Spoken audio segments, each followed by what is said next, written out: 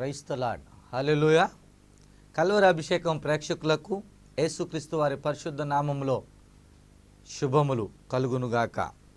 ఈ దినమందు యేసుక్రీస్తు వారు శిలువ మీద వ్రేలాడుతూ పలికిన రెండవ మాటను మనము ధ్యానం చేసుకుందాం. లూకాసు వార్త 23వ అధ్యాయము 39 నుంచి 43 వచనాలు చదువుకుందాం. బైబిల్లో ఉన్నవారు తెరిచి ఆ యొక్క వాక్యమును చదువుతుండగా మీరు కూడా చూడాలని ప్రభు పేర మీకు మనవి చేస్తూ ఉన్నాను. వేలాడవేయబడిన ఆ నేరస్తుల్లో ఒకడు ఆయనను దూషించుచు, నీవు క్రీస్తువు కదా, నిన్ను నీవు రక్షించుకొనుము, మమ్మును కూడా రక్షించుమని చెప్పాను.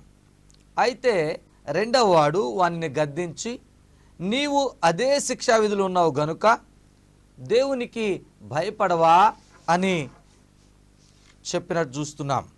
41వ వచనం, మనకైతే ఇది న్యాయమే, మనము చేసిన వాటికి తగిన ఫలం పొందుచున్నాము కానీ ఈయన ఏ తప్పిదమును చేయలేదని చెప్పి 42వ వచనం, ఆయనను చూచి యేసు, నీవు నీ రాజ్యములోనికి వచ్చినప్పుడు నన్ను జ్ఞాపకము చేసుకొనుమనెను.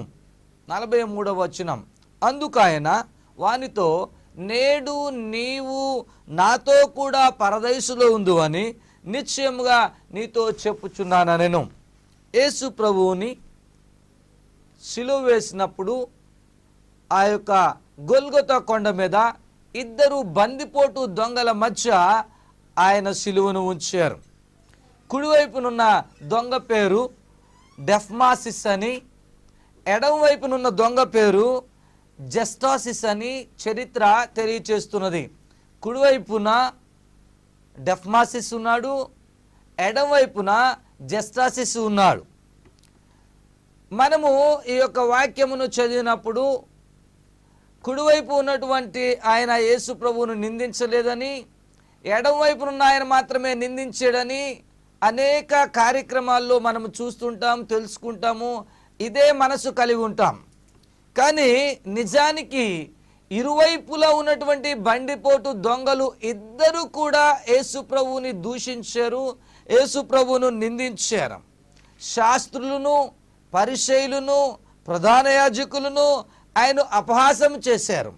మార్కు వార్త 15వ అధ్యాయము 31వ వచనంలో ఈ విధంగా రాయబడి ఉన్నది, శాస్త్రులను, ప్రధాన యాజకులను అపహాస్యము చేయుచు, వీడు ఇతరులను రక్షించను, తను తాను రక్షించుకొనలేడు. వాళ్ళ యొక్క ఉద్దేశం ఏంటంటే యేసుక్రీస్తు వారు శిలువ మీద నుంచి దిగి వచ్చేయాలి అని. ఆయన అలా వస్తే ఆ లోక కళ్యాణార్థమై ఆయన రక్తము చిందించి ఆయన పునరుద్ధాన శక్తి అనేది తెలియదు. మార్కు సువార్త 15వ అధ్యాయం 32వ వచనంలో ఇలాగున్నది, ఇశ్రాయేలు రాజుకు క్రీస్తు ఇప్పుడు శిలువ మీద నుండి దిగి రావచ్చును, అప్పుడు మనము చూచి నమ్ముదమని ఒకరితో ఒకరు చెప్పుకున్నారు. ఆయనతో కూడా సిలువ వేయబడిన వారును ఆయనను నిందించిరి. గమనించండి, ఆయనతో కూడా సిలువ వేయబడినటువంటి డెఫ్మాసిస్, జస్టాసిస్ ఇద్దరు కూడా చక్కగా రాయబడి ఉన్నది, ఆయనతో కూడా సిలువ వేయబడిన వారును ఆయన నిందించారు. అంటే ఇద్దరు నిందించారు, అందరు నిందించడం చూశారు, అందరూ పలికినట్లే వీళ్ళు కూడా పలికారు. మత్తయి సువార్త 27వ అధ్యాయము 44వ వచనంలో చూస్తే, ఆయనతో కూడా సిలువ వేయబడిన బందిపోటు దొంగలను అలాగే ఆయనను నిందించిరి. అందరూ నిందిస్తున్నారు, అదేవిధంగా ఇద్దరు నిందించారు. అయితే ఇప్పుడు మనం చదువుకున్న భాగంలో ఒక్క ఆయనే నిందించినట్లుగా మనం చూస్తున్నాము, ఒక ఆయన ఆయన్ని ఎదుర్కొన్నట్లుగా మనం చూస్తున్నాం. అయితే ఈ శిలువ మీద గొప్ప కార్యము జరిగినది. యేసుక్రీస్తు వారు శిలువ మీద ఉండి మొదటి పలుకు పలికినప్పుడు, మొదటి మాట మాట్లాడినప్పుడు, ప్రార్థన చేసినప్పుడు తనను హింసించేవారు, తనను బంధించి యొక్క చిత్రహింసలు పెట్టిన వారిని, వీళ్ళు ఏం చేస్తున్నారో వీరు ఎరుగురు ప్రభువా, వీరిని క్షమించు అన్న ప్రార్థన డెఫ్మాసిస్ హృదయంలో పనిచేసింది. ఆహా, ఎంత గొప్ప భాగ్యం అండి! శిలువ మీద యేసు ప్రభు వారు శిలువ ఫలాన్ని చూసేటప్పుడే, తొలి శిలువ ఫలము డెఫ్మాసిస్, గమనించండి, ఆయన హృదయంలో గొప్ప మార్పు కలిగింది. ఏంటి, వీళ్ళందరినీ చంపేస్తున్నారు, కొద్దిసేపట్లో మేమిద్దరం చనిపోబోతున్నాం, కొద్దిసేపట్లో ఈయన చనిపోబోతున్నాడు, కానీ ఈయన గొప్ప వాడు, ఈయన రాజు, ఈయన తాను రక్షించుకోగలడు, ఈయన ఇతరులను రక్షించగలడు అనే సత్యాన్ని గమనించాడు. చూడండి, మొట్టమొదటిగా ఆయన యేసు ప్రభు నిందించాడు. జస్టాసిస్తో పాటు డెఫ్మాసిస్ కుడివైపున ఉంటారు దొంగ, ఈయన కూడా నిందించాడు, అందరి వల్ల నిందించాడు. కానీ ఆయన ప్రేమ పలుకు ఎప్పుడైతే విన్నాడో, ఆయన మాట ఎప్పుడైతే విన్నాడో, ఆయన క్షమాగుణాన్ని ఎప్పుడైతే తెలుసుకున్నాడో, క్షమించమని ఆయన చేసిన ప్రార్థన తెలుసుకున్నాడో, గొప్ప మార్పు కలిగింది. ప్రభువునందు ప్రియ సోదరి సోదరుడా, ఈ యొక్క సమయంలో నీవు దేవుని యొక్క వాక్యాన్ని వింటుండగా, ఆయన ప్రేమను గురించి తెలుసుకుంటుండగా, ఆ శిలువ మీద దొంగ ఎలా రక్షింపబడ్డాడో తెలుసుకుంటుండగా, నిన్ను నీవు పశ్చాత్తాపరచుకొని నీలో మార్పు కలుగుతుంది. తప్పకుండా దేవుడు నిన్ను రక్షించడానికి ఈ క్షణాన, ఈ సమయాన నిన్ను టీవీ చూసేవానిగా దేవుడు చేస్తున్నాడు. ప్రైజ్ ది లార్డ్, హల్లెలూయా. గమనించండి, ఆ డెఫ్మాసిస్ అన్నటువంటి కొన్ని మాటలను మనం గమనిద్దాం. ఇద్దరు అక్కడ ఉన్నారు, ఈయనలో పరివర్తన కలిగింది, అయితే జస్టాసిస్లో పరివర్తన లేదు. జస్టాసిస్ ఆయన అంటున్నాడు, యేసు నిన్ను నీవు రక్షించుకోవయ్యా, మమ్మల్ని కూడా రక్షించు అంటే, రక్షించుకొని మమ్మల్ని రక్షించు, నీ రక్షణ కార్యం చూపించు అని అన్నాడు జస్టాసిస్. అయితే ఆ డెఫ్మాసిస్ అంటున్నాడు, చూడండి, మొట్టమొదటిగా తాను గురించి మాట్లాడుతున్నాడు. ఆ దొంగని గద్దించాడు, గద్దించే స్వభావం ఈయనకు వచ్చింది. రెండవదిగా, మనమును అదే శిక్షా విధిలో ఉన్నాము, తను ఏ స్థితిలో ఉన్నాడో తన పొజిషన్ని గుర్తుపెట్టుకున్నాడు. మూడవదిగా, దేవునికి భయపడవా అంటున్నాడు, అంటే మనము దేవునికి భయపడాలి అనే విషయాన్ని తెలియచేస్తున్నాడు. నాలుగవదిగా, మనకిది న్యాయమే, ఆయన ఒప్పుకుంటున్నాడు. మనం బందిపోటు దొంగలము, ఎన్నో అకృత్యాలు చేసాము, ఎంతో మందిని చంపాము, హంతకులుగా మారాము, కాబట్టి మనకి ఇది న్యాయమే అంటున్నాడు. ఐదవదిగా, తాను ఒప్పుకుంటున్నాడు, తన పాపాన్ని ఒప్పుకుంటున్నాడు. మనకిది న్యాయమే, మనం ఇలా చేసామని ఆ ఒప్పుకోలు ఐదవదిగా మనం చూస్తున్నాము. ఆరవదిగా, మనము చేసిన దానికి కరెక్ట్గా శిక్షాఫలం ఇది, ఈ సిలువ వేయబడుతున్నాం, అనేకుల్ని చంపాం మనం, ఇదిగో మనం ఇప్పుడు చంపబడుతున్నాం అంటున్నాడు. ఏడవ మాట ఆయన చెప్తున్నటువంటి సాక్ష్యం అంటే, ఇదిగో ఈయన ఏ తప్పిదమును చేయలేదు. ఎంత గొప్ప మార్పు వచ్చిందండి, ఏ తప్పిదము చేయలేదని చెప్తున్నాడు. ఆ తరువాత యేసు వైపు చూచాడు. ప్రభునందు ప్రియ సోదరి సోదరుడా, ఈ యొక్క సమయమందు ఈ కార్యక్రమం చూస్తున్నావు, నువ్వు ఏం చేసేవో, ఏం చూసేవో, ఎలా ఉన్నావో, కానీ యేసు వైపు చూడు, యేసు వైపు చూడు, నీ జీవితంలో గొప్ప మార్పు కలుగుతుంది. యేసు వైపు చూస్తే నీ భారము తీరిపోతుంది, యేసు వైపు చూస్తే నీ సమస్య తీరిపోతుంది, యేసు వైపు చూస్తే నీ రోగం తీరిపోతుంది, అన్నిటి నుంచి నీకు విడుదల కలుగుతుంది. జాగ్రత్తగా గమనించండి, దేవుని యొక్క వాక్యంలో చూస్తే ఈయన యేసు వైపు తిరుగుతున్నాడు. తాను యేసు ప్రభును ప్రేమించేవానిగా పరివర్తన చెందిన వ్యక్తిగా మారాడు. మొట్టమొదటిగా పరివర్తన చెందిన వ్యక్తిగా మారాడు. రెండవదిగా మనం చూస్తే యేసు వైపు చూచాడు. మూడవదిగా, యేసు అనే పదాన్ని ఉచ్చరిస్తున్నాడు, సంబోధిస్తున్నాడు. ఈయన రక్షకుడని, రక్షించేవాడని, యేసు రక్షకుడని గుర్తెరిగాడు. యేసు అంటున్నాడు, చక్కగా సంబోధించాడు. ఆ తరువాత యేసు ప్రభు వారికి ఒక రాజ్యం ఉంది అని విశ్వసించాడు. యేసు ప్రభు వారు ఆ రాజ్యానికి రాజు అని విశ్వసించాడు. అంతేకాదు, ఈ శిలువ మీద ఆయన చనిపోయినా ఆయన తిరిగి పునరుత్థానుడవుతాడు అని, ఆయన రాజ్యానికి వెళ్ళి ఆ రాజ్యంలోనికి వెళ్తాడు అని, ఆయన తిరిగి వస్తాడని విశ్వసిస్తున్నాడు. రాజ్యంలోనికి వస్తాడని ఒప్పుకున్నాడు. ఆయనతో ప్రార్థిస్తున్నాడు, యేసు నీవు నీ రాజ్యంలోనికి వచ్చినప్పుడు నన్ను జ్ఞాపకం చేసుకుంటున్నాడు. జ్ఞాపకం చేసుకో, రిమెంబర్ మీ లార్డ్. ప్రభువా, నన్ను గుర్తుపెట్టుకోయా, నీకు ఒక రాజ్యం ఉంది. వీళ్ళందరూ అన్నారు రాజు అయితే దిగిరా అన్నారు. కానీ అయ్యా నీవు నీ రాజ్యంలోనికి వస్తావు. నీ రాజ్యంలోకి వచ్చినప్పుడు నన్ను గుర్తు చేసుకో, ఈ పాపిని క్షమించు, నన్ను జ్ఞాపకముతోటి ప్రోవయ్యా అని ప్రార్థిస్తున్నాడు. అయితే గమనించండి, యేసుక్రీస్తు వారి యొక్క శిలువ ప్రేమ, కల్వరి ప్రేమ, ఆ కల్వరిలోండి యేసు ప్రభువారు ఆ యొక్క చివరి వచనంలో అక్కడ మాట్లాడుతున్న 43వ వచనంలో ఆయన హృదయము ఉప్పొంగిపోయింది. ఇంకా ఎదురు చూస్తున్నటువంటిది ఫలము వచ్చింది. భూలోకంలో ఉండి ఎంతో మందిని సంపాదించిన ఆయన కల్వరి శిలువలో ఒక పాపిని, ఒక బందిపోటుని, ఒక కూనీకోరిని, ఒక హంతకుని, ఒక ఎన్నిక లేని వాడిని, ఇంకా కొద్దిసేపట్లో చనిపోయేవాడిని, శారీరకంగా చనిపోయేవాడు, ఆత్మీయంగా చనిపోయేవాడు, నరకానికి వెళ్ళవలసిన వాడు, ఆ యొక్క పాతాళంలో బాధను అనుభవించవలసిన వాడు శిలువ మీద పశ్చాత్తాపడ్డాడు. యేసయ్య ప్రేమకు కరిగిపోయాడు, మారిపోయాడు, పరివర్తన చెందాడు.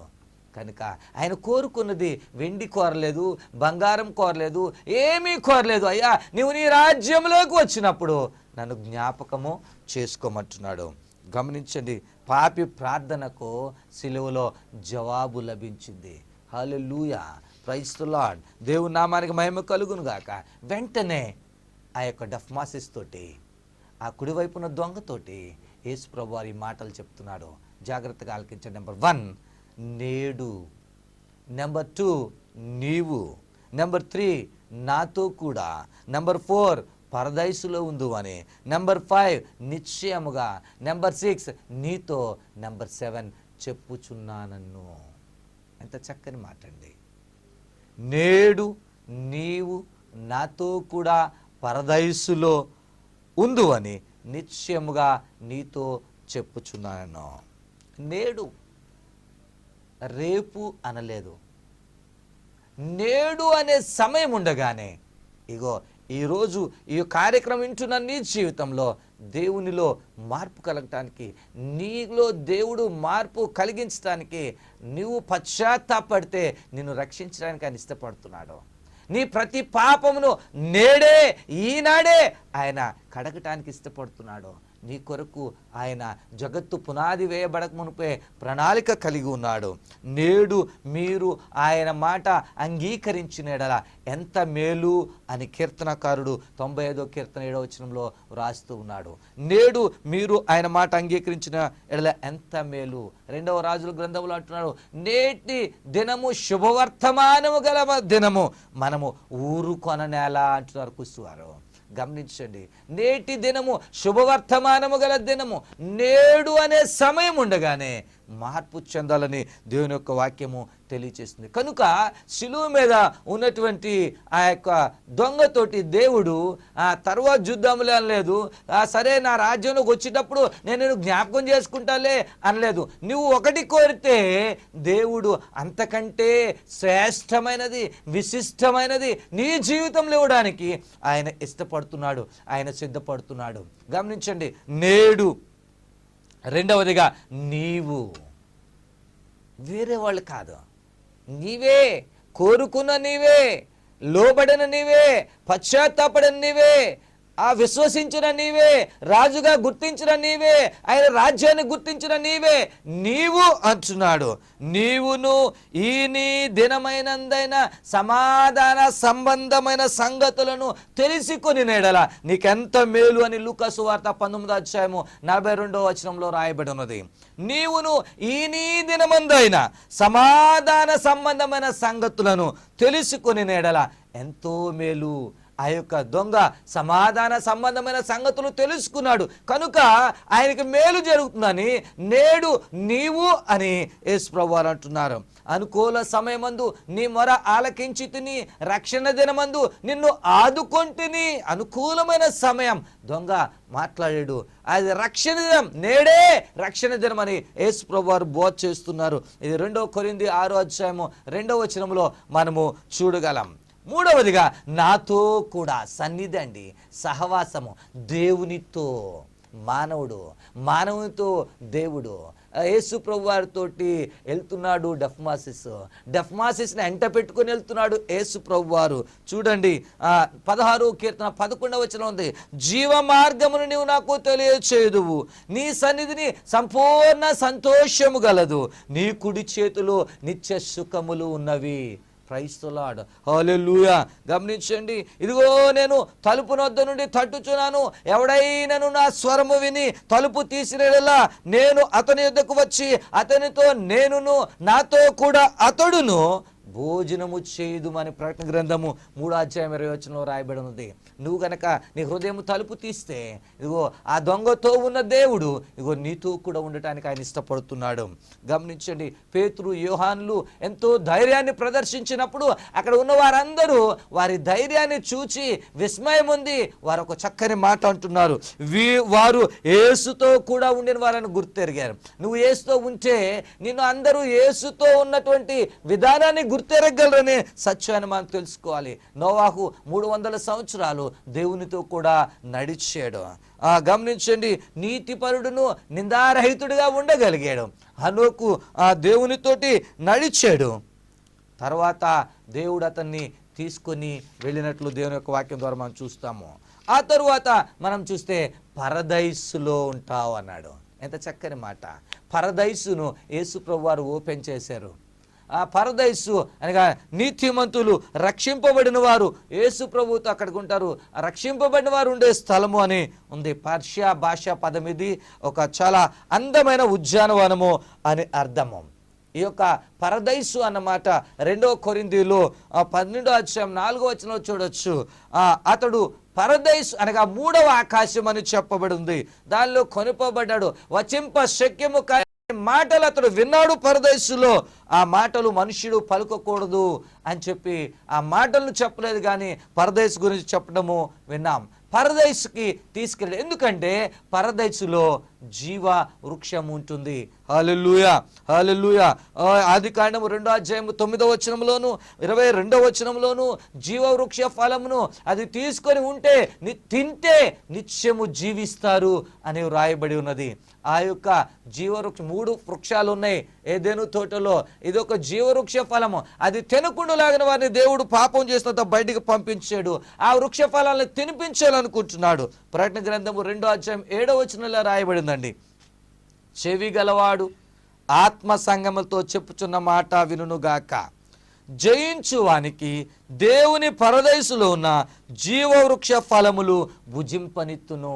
జీవితంలో ఓడిపోయిన వాడైనా, పాపిగా అయిపోయిన వాడైనా, చెడిపోయిన వాడైనా, పడిపోయిన వాడైనా ఇక్కడ సిలువలో పరివర్తన చెంది జీవవృక్ష ఫలములు తినడానికి పరదైసు కొనిపోబడ్డాడు. హల్లెలూయా, ప్రైజ్ ది లార్డ్. 5వదిగా చూస్తే నిశ్చయము. ఈ మాటలు డెఫినెట్ అన్నమాట, గ్యారంటీ, నిశ్చయంగా. ఇక దేవునితో వెళ్ళడం నిశ్చయము, దేవునితో ఉండడం నిశ్చయము, పరదైసులో ఉండడం నిశ్చయము, జీవవృక్ష ఫలములు తినడము నిశ్చయము.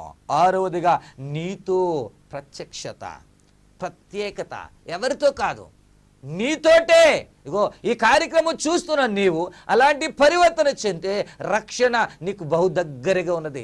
నీతోనే దేవుడు మాట్లాడుతున్నాడు. పశ్చాత్తాప ద్వారా నీతోనే దేవుడు మాట్లాడుతున్నాడు. 7వదిగా నేను చెప్పుచున్నాను అంటున్నాడు. హల్లెలూయా. తన తప్పులు తెలుసుకొని, అయ్యా నీ రాజ్యములోనికి నీవు వచ్చినప్పుడు నన్ను జ్ఞాపకం చేసుకో అనగానే, ఎంత చక్కని మాట అండి, చక్కని ప్రార్థన. వేలాడుతున్న యేసయ్య, నేడు నీవు నాతో కూడా పరదైసులో ఉందువని నిశ్చయముగా నీతో చెప్పుచున్నాను. 2వ మాట ఆ కల్వరి శిలువలో యేసు ప్రభు పలికి ఉన్నారు. ప్రభునందు ప్రియ సోదరి సోదరుడా, ఈ సమయమందు దేవుడు నిన్ను ప్రేమిస్తున్నాడు. నీ కొరకు ఆ హస్తాలు చాపుతున్నాడు. హృదయం అనే తలుపు దగ్గర ఉంటున్నాడు కదండి, ఆయన తడుతున్నాడు. హృదయమనెడు తలుపు నొద్ద యేసునాదుండు, హృదయమనెడు తలుపు నొద్ద యేసునాదుండు, నిలచి సదయుడగుచు తట్టుచుండు సకల విధములను. అనేక విధాలుగా తడుతున్నాడు. ఈ వాక్యం వింటూ నీతో మాట్లాడుతున్నాడు. నువ్వు గనక పాపిన ప్రభువాన్ని ఒప్పుకొని, అయ్యా నాకు కూడా నీ రాజ్యం కావాలి, నీ రక్షణ కావాలి, నీ వెలుగు కావాలి, నీ జీవం కావాలి, పరదేశు కావాలంటే నాతో పాటు ఏకీవించు. నేను ప్రార్థన చేస్తున్నాను. మహాపరిశుద్ధుడు మా తండ్రి, మా యేసుక్రీస్తు ప్రభువా, మీ పరిశుద్ధ పాదములకు వెళ్ళేని స్తోత్రాలు చెల్లిస్తున్నా. ఈ వాక్యం వింటున్నటువంటి ప్రతి ఒక్కరిలో నువ్వు కార్యం చేస్తున్నందుకు వందనాలు. ఒక పాపి రక్షించబడుట పరలోకంలో గొప్ప పండుగ. అనేకులు శరీర స్వస్థత కొరకు ఎదురు చూస్తున్నారు, ఏకీవించి ఉన్నారు. అంతకంటే మిక్కుటముగా ఈ సమయమందు ప్రభువా, ఆత్మలను రక్షిస్తున్నందుకు వందనాలు. ఎంత ఘోర పాపి అయినా నేను క్షమించే దేవుడను, రక్షించే దేవుడునని నిన్ను నువ్వు బయలుపరుచుకున్న దేవానికి స్తోత్రాలు. ఈ ప్రోగ్రాం చూస్తూ నేను పాపినని కన్నీరు కారుస్తున్న బిడ్డలు, ప్రభువా నేను వ్యభిచారినని ఏడుస్తున్నటువంటి బిడ్డలు, అయ్యా ఎన్నిక లేని వాడిని, ఎన్నిక లేని దానిని, ఏ మంచి లేని దాన్ని యేసు నీ రాజ్యంలోకి వచ్చినప్పుడు నన్ను జ్ఞాపకం చేసుకోమని కన్నీరు కారుస్తూ పశ్చాత్తాపడుతున్న బిడ్డలను బట్టి నీకు స్తోత్రాలు. నశించిపోయే ఆత్మలు, యేసు అంటే ఎవరో తెలియదు, కానీ యేసు చూపిన ప్రేమ, కల్వరి శిలువలో దొంగను రక్షించిన విధానము చూసి, ఇదిగో ఈ ప్రోగ్రాం చూసి హృదయము బద్దలై ఏడుస్తున్న బిడ్డని నీ కరములకు అప్పగిస్తున్నాను. Thank you holy spirit. Please move lord, move master, సహాయం చేయండి. రక్షణ కార్యము ఇదిగో ఈ ప్రోగ్రాం ద్వారా ఇదిగో ఈ చూస్తుండగా మీరు జరిగించిన దేవానికి స్తోత్రాలు. నాయన అదే రీతిగా ప్రభు ఎంతమంది ఇగో శరీర స్వస్థత కొరకు ఎదురు చూస్తున్నారో అటు వారిని కర్మలకు అప్పగిస్తున్నాను. వారి దగ్గర ఉన్న నీరు యేసు రక్తంగా మారునుగాక, వారి దగ్గర ఉన్నటువంటి ఆ యొక్క ఆయిల్ యేసు రక్తంగా మారునుగాక, శరీర బలహీనతలు యేసునామములో తొలగిపోనుగాక, వెన్నెముక సమస్య యేసునామములో ఇప్పుడే తొలగిపోనుగాక, ఆ యొక్క కాళ్ళు మంచం మీద నుంచి లేవలేని స్థితి, కాలు కదపలేని స్థితి కలిగి ఉన్న బిడ్డ యేసునామములో ఇప్పుడే విడుదల పొందు. I release the power of Holy Spirit right now. I release healing. Be healed in the name of Jesus Christ of Nazareth. Thank you, Holy Spirit. చదువుకొని ఉద్యోగాలు లేక ఎంతోమంది బాధపడుతున్నారు. యేసు నామములో ఆ ఉద్యోగం రాకుండా చేస్తున్న బలహీనత బిడ్డలు విడిచి పొమ్మని ఆజ్ఞాపిస్తున్నా. మంచి ఉద్యోగం బిడ్డలకు వచ్చును గాక. ఇగో బిడ్డలు ఎగ్జామ్స్ కొరకు సిద్ధపడుతున్నారు, వారిలో భయం అనేటువంటి బలహీనత ఉన్నది. Exam fear causing spirit, I command you leave children right now. పరీక్షలకు మంచిగానే బిడ్డలు సిద్ధపడినట్లు మరి జ్ఞానం ఇవ్వండి, జ్ఞాపక శక్తి ఇవ్వండి, పరీక్షల్లో మంచి విజయం దయచేయమని ప్రార్థన చేస్తున్నాం. యేసు ప్రభువా నీకు వందనాలు, సహాయం చేయండి. కొన్ని కుటుంబాలు సాతాను క్రియల వల్ల విడిపోయి ఉన్నాయి. ఆ కుటుంబాలు విడిపోయిన బిడ్డలు ఈ కార్యం చూస్తున్నారు. ఈ కార్యక్రమంలో వారు ఎన్నో ప్రభువా నీ బలమైన అభిషేకమును పొంది they are reunited in the name of Jesus Christ of Nazareth. తిరిగి కలుసుకుందరుగాక. అపవిత్రాత్మలారా, దయ్యములారా, చీకటి శక్తులారా, చేతబడి శక్తులారా, యేసు నామములో మీకు ఆజ్ఞాపిస్తున్నా, ఇదిగో ఆ గృహాలను విడిచి వెళ్ళిపోండి. నా గొంతు వినిపిస్తుండగా ఈ స్వరములో అభిషేకము ఆ ఇంటిలో మార్మోగుతుండగా చీకటి వెళ్ళి పొమ్మని యేసు నామములో ఆజ్ఞాపిస్తున్నా. I release light in their houses right now. I release light in their bodies right now. I release power of Holy Spirit upon them right now. Thank you Lord. సంపూర్ణ విడుదల, స్వస్థత బిడ్డల కలుగు చేసి మహిమా గంట ప్రభావాలు మీరు పొందమని యేసు పరిశుద్ధ నామమున ప్రార్థన చేయుచున్నాం తండ్రి. ఆమేన్, ఆమేన్.